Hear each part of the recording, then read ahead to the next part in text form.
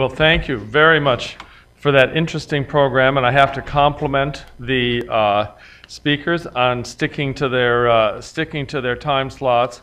I also have to say that I really love David's story about the Norwegian farmers. Being of half Norwegian, half Swedish ancestry, I'm just thinking of those farmers, but I'm also thinking of the time that Gene Jones from the Congressional Research Service and I went to Germany to talk about American politics. She talked about policy, I talked about politics.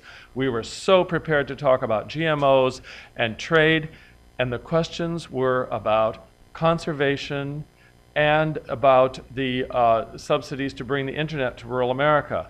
And after a few minutes, I realized what these farmers are interested in is what subsidies have the American farmers thought of that they haven't thought of? So, since we're rewriting the dairy program next year, this, here's a new idea. I think all these farmers would love to have a wintertime labor supply so they can go to Arizona. So anyway, and I also have to say that I'm very happy that Clayton has finally given me a definition of dirty tariffication. For years, I have been wondering how to explain that to my readers, and now we can just say cheating. So thank you very much. We are now going to turn to comments. And to questions that you have. And I am, to use another trade term, I am expecting such a robust group of questions here that I also have to ask the people in the audience to please discipline yourselves and limit your comments and the length of your comments and your questions so that we can get many people to participate. I'm going to ask you to identify yourself before you speak, and it's IFPRI style to take 2 or 3 questions at once and then let the panel respond. And so I'm hoping I see a first hand. Okay. Face I recognize. Gary Huffbauer for the Peterson Institute. Thank you all. Congratulations on the book. As Ambassador Yeider pointed out, the current agenda was born out of a period of agricultural surplus. And as everyone knows, food security is very much on people's minds. And I want to just put the hypothetical question that the worst outcome seen in the Stern report on climate change comes to pass. Drying, drought, etc. Would that dramatically change or change at all the trade policy agenda for food? Who would like to respond? Oh, that's right. I'm violating my own rule. Okay. Second question. Well, I'll add in this. Gary, in a way, is addressing the question that I have, which is, in a period of which we are worried about higher prices and supply, do we still care about disciplining subsidies if the issue with them is that they increase supply? So, yes. Robinson at IFPRI. Mike Musa at a recent seminar at the Peterson Institute was asked about the future of the Doha round, and his response was, "My mother told me never to speak ill of the dead." I was kind of wondering if this group would have actually some notion, some views about the future of the Doha round.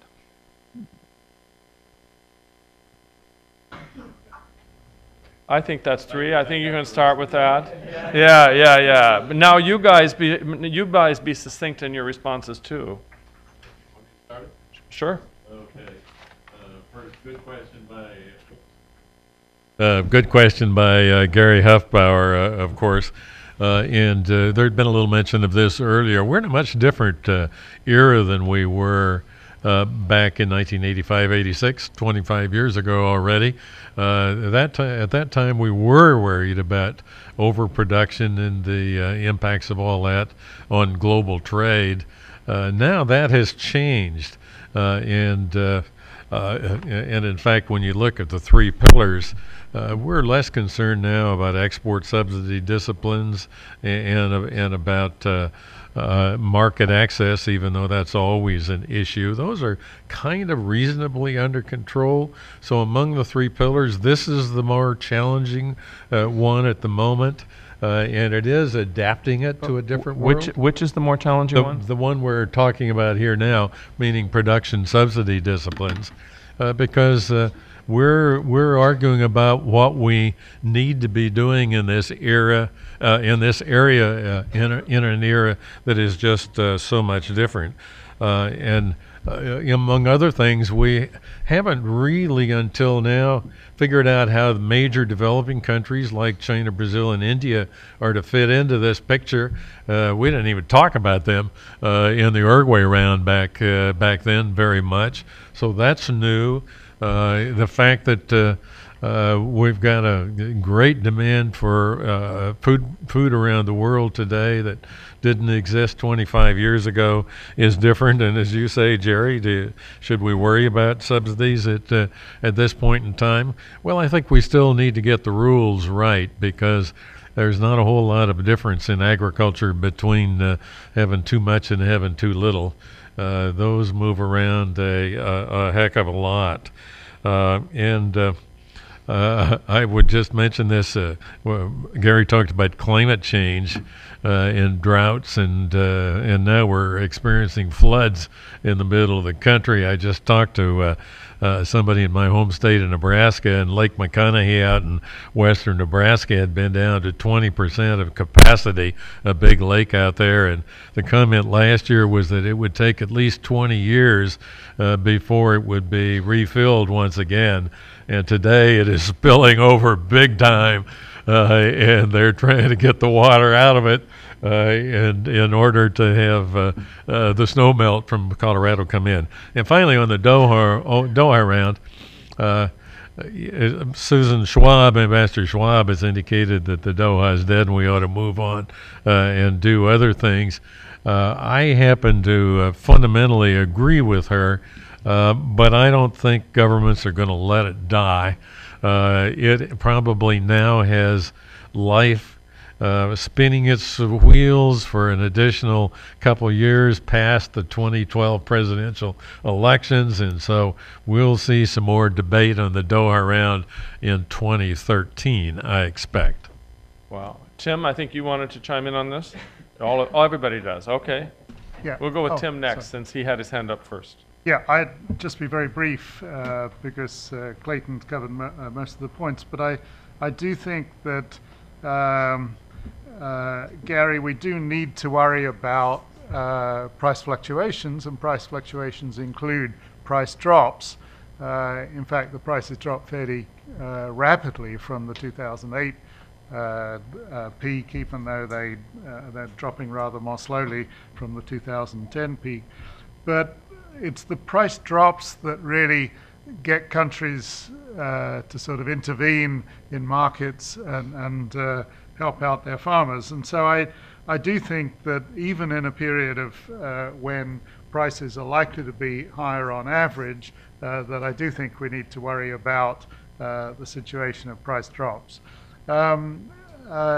Jerry, your point was, do we have to worry about overproduction? And I think the problem is that we have to worry about production in the wrong places. Mm-hmm. And so trade distortion basically is not a question of, keeping down production in the world. It's making sure that production is where it should be, not where the taxpayer happens to be able to support it most generously.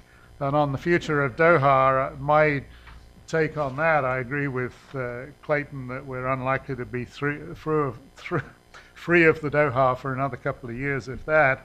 But I do think that we should consider this issue about what can be rescued from the current negotiations, because there are certain parts of negotiations, including much of agriculture, which are basically agreed.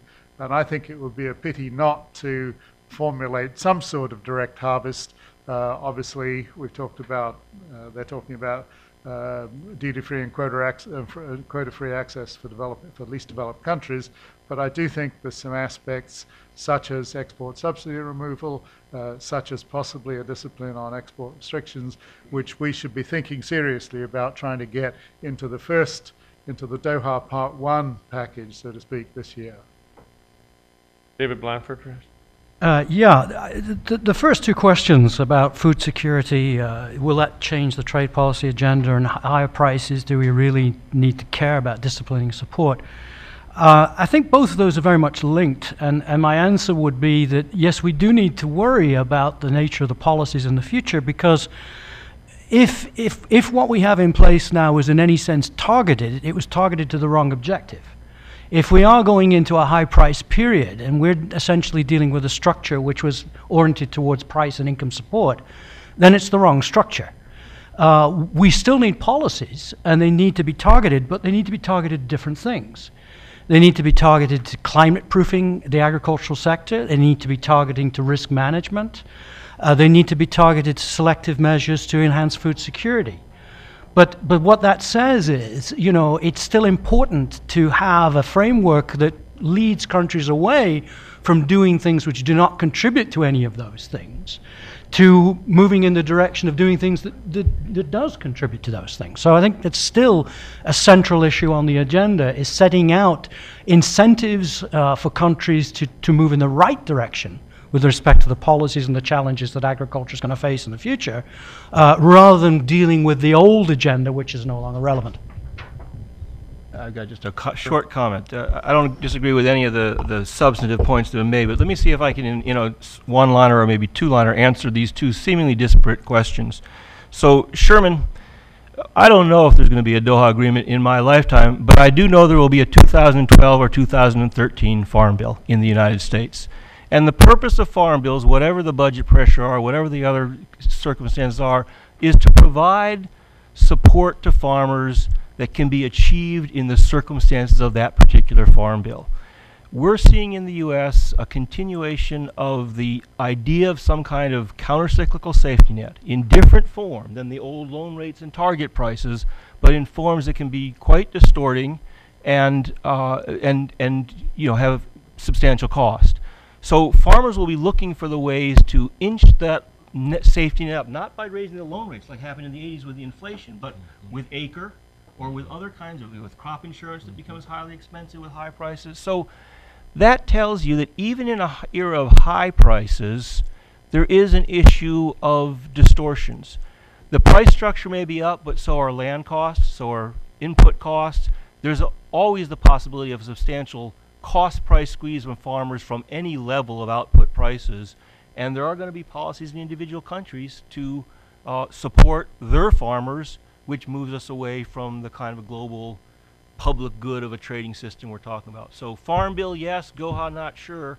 And even in an era of high prices and climate change, need for discipline on production stimulating subsidies in developing countries as well as developed. Jerry, I just got to add one quick point. Sorry about All that. right. I'm taking advantage of the but I kind of had a point on food security because it could be an odd issue at the moment. We've got to be careful we don't end up with a lot more production stimulus not be provided simply because they have alleged concerns about food security. And we, the rest of us who are exporting nations, need to respond to that by making sure that we do not put on export controls and constraints of one kind or another. There's been a lot of that over the last 2 or 3 years, and that's what leads to all of this concern about food security. And one of the things we need either through the Doha round or separately would be an agreement that nobody provides export constraints. And now, the director of IFPRI would like to make a comment. Can confirm from IFPRI. Well, firstly, congratulate to the authors about the publication of this book. So I think it will become a standard of references, one of the standard references for many students or scholars to come in the future. IFPRI is very happy to be associated with this book and the project. Now the question I have is, The first, you mentioned about dirty tarification, dirty boxes. Can we really reform the global governance to make sure there is an independent, neutral agency that can really track, measure these different the indicators, subsidies, starting from PSE, MSE. So can we do that? Around the G20 negotiation, now we are talking about some sort of global governance to track the investment in agriculture. Can we do a similar effort in tracking the production support or any sort of market distortion measures? The second is related to food crisis. So after 2007, 2008, many countries, particularly developed countries, have changed the forms of their subsidies. Instead of price subsidies, so now they move towards biofuel subsidies or biofuel mandate. So, they ask the country to have 10% of their fuel from, let's say, from ethanol. So that really helped to push the food prices. That indirectly helped the farmers. And also the export bans used during the food crisis. So can WTO, can Doha round tackle that problem? And lastly is about the distributional effects of these different subsidies. So I very much agree that the production should not be stimulated in certain places where it shouldn't, right? Maybe higher cost, very low efficiency. But more important is the impact on poverty, on poor people. So we are not afraid of higher prices. We're not afraid of, let's say, more production. But what we're afraid is a further divided world. So OECD countries, US can produce more at higher prices. In the meantime, smallholders in many developing countries will not be able to enjoy the higher prices. So can we do something about it to correct that distribution problem? Thank you, Jerry. Okay, who would like to respond? Or, well, I think you should respond to him first. Okay, Tim. Yes, thanks for the comments. I think we haven't pushed. This is part of what I was saying in my remarks. We haven't really sort of pushed the next stage, which is, how do you fit this into some sort of global governance, a global institutional framework? But I do think that there is a lot more interinstitutional collaboration nowadays, and I would hope that eventually, even though there are some big political problems, that WTO can make use of the OECD's experience.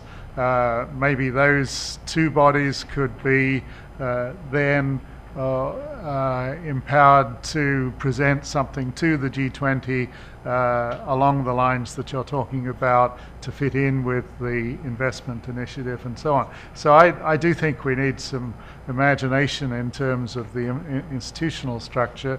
I don't think one throws this out to a bunch of academics and says, come back with the answers. I think it has to be done within institutions that the governments themselves feel some sort of control over and connection with. Whether Doha can tackle bioethanol, and that's a very difficult one. I'll leave David to do that. He's been thinking more about that than I recently. But the distributional impact of the high prices, I think the best thing that could happen really is not in terms of the domestic support that we've been talking about, but in terms of market access. It seems to me market access and the export competition. In other words, if you get rid of export restrictions, which I think should be in, it's not properly in the Doha, but I think it could come in as a parallel activity in the short run. But I think eventually you're really going to have to lower tariffs and then get a much more flexible global trade system for the basic agricultural products as well as the food products. And then I think you have to go to direct safety net programs for vulnerable consumers.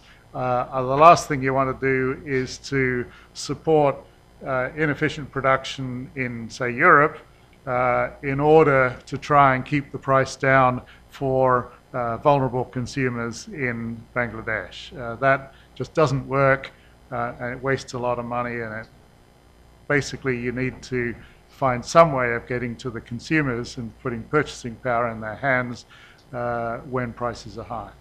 So let's take some more questions. Yes.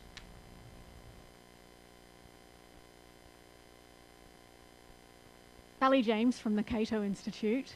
Thank you very much for those interesting comments. I have a question about dairy. Normally the agriculture committees say that, oh no, any reform should be left to the agriculture committees and in the Farm Bill, except apparently now, you know, Colin Peterson says dairy's too important to wait for the Farm Bill. I'm wondering if any of you have any comment about the proposed supply management of dairy in the United States, those changes, and how they may impact the US's obligations now and or under Doha for domestic support if those changes come into effect. Thank you. Barry, you want me to go ahead? I think David. Yeah, let me comment on that one quickly, because I think that was one of the concluding points I came to. You saw that in 2008 the U.S. brought, if we face Doha-type levels of constraints, much tighter constraint on our amber box, as Clayton called it, distorting support, overall constraint on OTDS, one of the ways we can respond is to do something similar to Japan, which is keep in place the same set of border policies and domestic policies, but no longer say that we're providing an administered price. Now, Peter Valtaliano is the chief economist for the Milk Producers Federation, used to be a Virginia Tech professor. We're longtime old friends. And I remember a sentence that Peter just adamantly stated in one of our conversations. Dairy farmers will defend to the death the support price. This is the line in the sand. We will defend that support price. Now those same dairy farmers have figured out those 4 graphs that we put up on the board. And they have decided that they don't need a support price anymore. All they need is tight protection at the border and supply control at home. Yep. No support price. We're not burdened with being responsible for such a large part of the limited support that the U.S. can provide, and poof, something vanishes into thin air with still a highly protected dairy industry.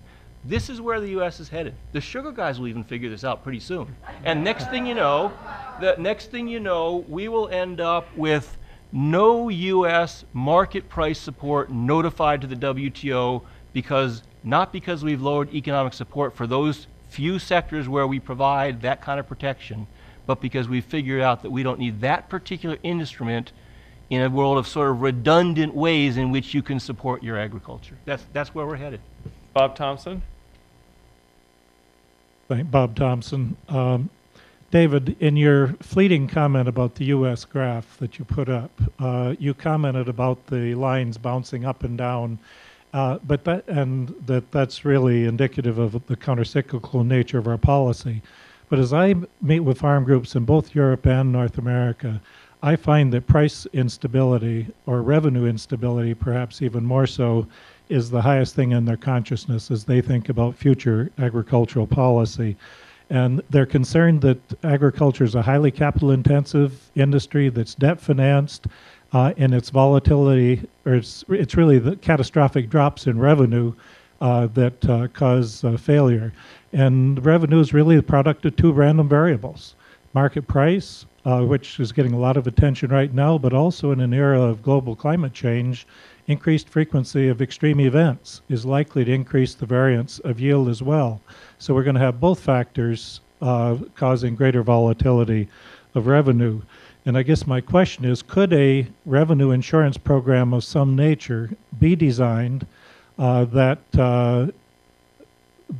helps avoid this eventuality of financial failure, but yet is not a price support program and keeps farmers from failing in years of catastrophic drops in revenue? We don't want to prevent anybody from failing, but I think that's the thing that's high in their consciousness. But can a program be designed that's green box and it meets that criterion? And if not, it's probably to be desired that the bars on the graph would be going up and down as the U.S. graph showed, because that's exactly what a revenue stabilization program ought to look like. Who would like to respond? Can I have that? Sure.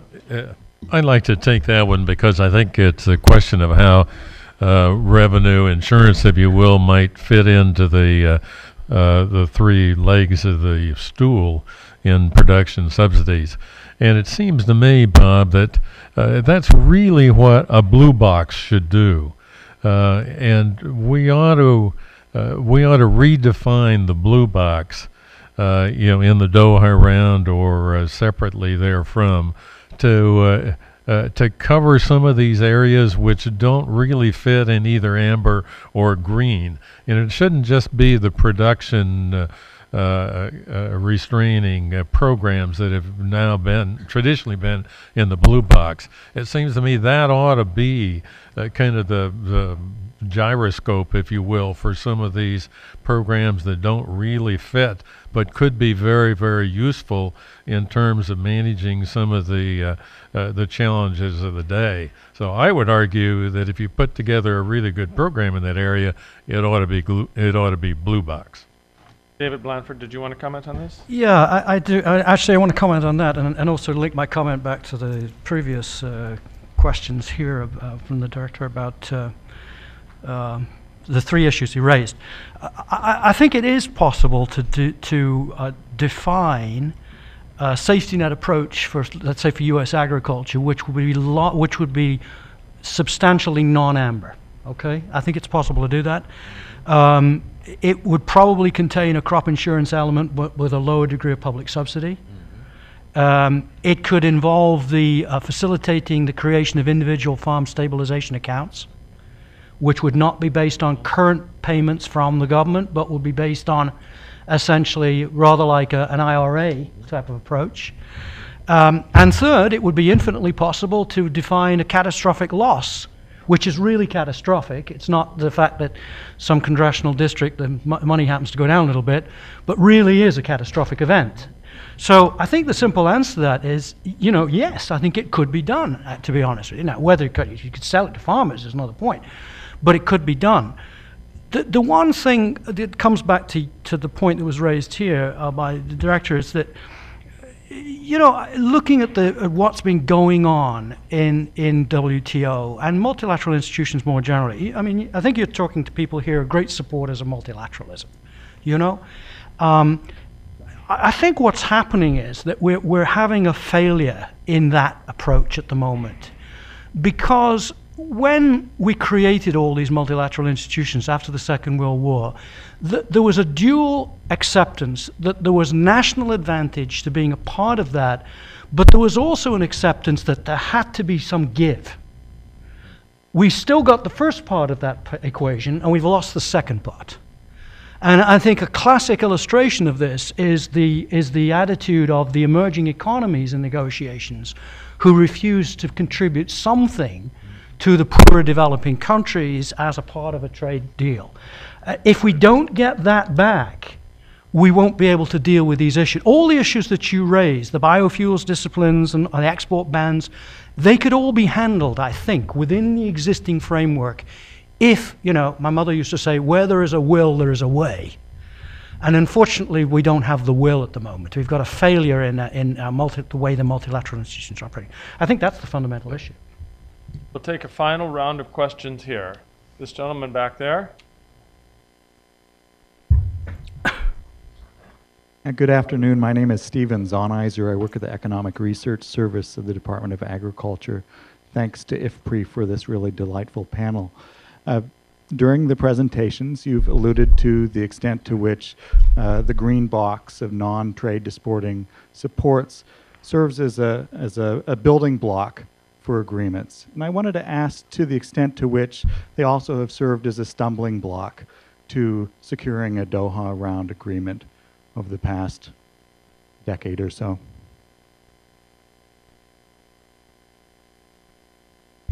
Other question? Yeah. Right here.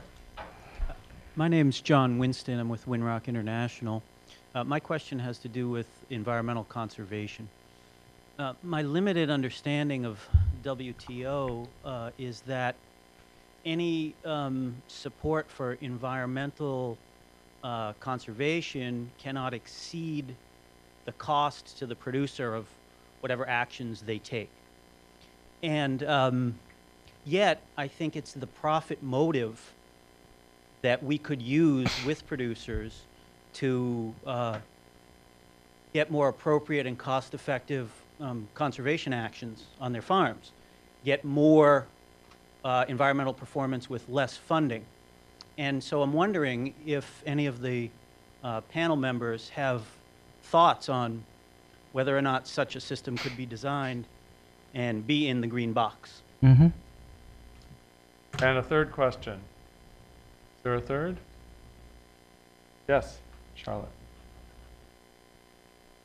Since you were fishing, Charlotte Hebebrand from IPC. I appreciated Ambassador Yeider's sort of historical account and the discussions or the fights over export subsidies and domestic support between the EU and the US. And I think in a sense that was really the driving force behind the Uruguay Round Agreement, right? And so I would like the panel's views on the development dimensions of all of this. It's certainly been said that trade distorting domestic support has driven down international prices to the detriment of developing country farmers. I think there's probably no dispute about that, but interestingly enough, today the concern in the developing world is about high food prices. So how would you go at this issue? And maybe related to that, can we point to evidence that high levels of trade distorting support have actually led to lower levels of investment in the ag sectors of developing countries? Because maybe that is really the crucial issue. Okay, I think that's enough questions. Tim wants to start? I'll take the two green box questions and leave the We have five minutes for all answers now. Leave the important stuff to the others. Sorry, I didn't mean that green box wasn't important, but I do think that it's been the sort of ghost at the banquet. My feeling is that if you're in your developing country, you see the green box as being, a sort of convenient place you can sort of shift some things so that they don't count. In other words, I don't believe the developing countries have really bought into the notion that you can decouple. And in fact, there was a study from UNCTAD India which essentially said that the green box the level of green box payments was directly connected with the amount of investment and the growth in the agriculture of those sectors. And obviously this is possible. I'm not sure that I believe the analysis, but it's certainly possible that you can have something which to an individual farmer seems like it's decoupled, because they get the money, therefore but it's not tied to what they're doing, therefore they do what they do best anyway, and the money just comes in.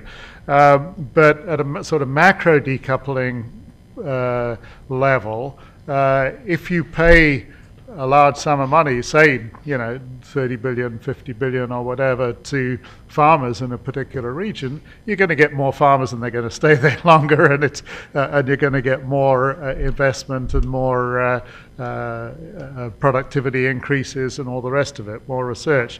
So I think that we probably should step back and say, okay, we can make these convenient distinctions between, trade-related domestic support on the one hand, trade distorting domestic support, and green box. But I do think we need to look at them both together in terms of their impact on the structure of world agriculture. And it's not quite as simple as just the division that the Uruguay round set up. I'm not suggesting that we do anything like that in the Doha round, but I do think that's an item for the next agenda. Anyone else on the panel want to chime in? David? Just a very quick comment. The conservation objectives, very important, and of course what the green box provisions do really is to try to limit payments that are based on so-called environmental grounds, but which really aren't oriented towards that. So, you can compensate for income foregone, you can compensate for the additional cost of installing measures to improve environmental quality. The issue here really, though, is, as you pointed out, that if you have an inability to provide some targeted incentive, then you may not be able to have an effective program, an environmental program. So you do need a degree of coupling, but it's coupling to a specific environmental outcome that's the important thing here. So, you know, for example, we don't want to put ourselves in a situation where a country can claim that cross-compliance is sufficient to define all payments as green, you know, regardless of how they're done, right? Because, you know, cross-compliance, for example, in the EU support program, the payments bear absolutely no relationship to the supply of environmental goods from agriculture in the European Union. And yet, part of the argument, you know, why they're green is because they have these environmental benefits. You don't want that. So it can be done, and in fact, what Tim and I have argued is that we need refinements of the green box criteria to deal with some of these newer public goods issues. But they still need to be tightly disciplined, or else we're going to run into the problem that people are going to use them, like the Norwegians have. By the way, they did this. Took a program, redefined its environment, moved all the money to the green box, nothing changed. Don't want that to happen. 30 Okay. seconds. All right. 30 seconds on the development question. You know, I still think the only answer to poverty. Whoops. I still think the only answer to poverty is income. So the question is, how do you get income? And this is grossly oversimplified, but you know, it really does come down to market access then throughout the world. And David. Yeah, I'm gonna close this by thanking everyone for coming and for participating in this discussion, and calling attention to footnote number 11 in your in the brief, and seriously, to a companion book that Cambridge University Press published, or you might say ours is the companion to theirs, which is titled Agricultural Subsidies in the WTO Green Box, Ensuring Coherence with Sustainable Development Goals. This is another volume on the other side of the set of support disciplines in the WTO. Ours working, so to speak, on the amber side, this one coming out a year or two earlier on the green box. Just call your attention to that, because many of these questions that have come up very briefly here today are addressed in book length in that volume. So thank you very much. Okay.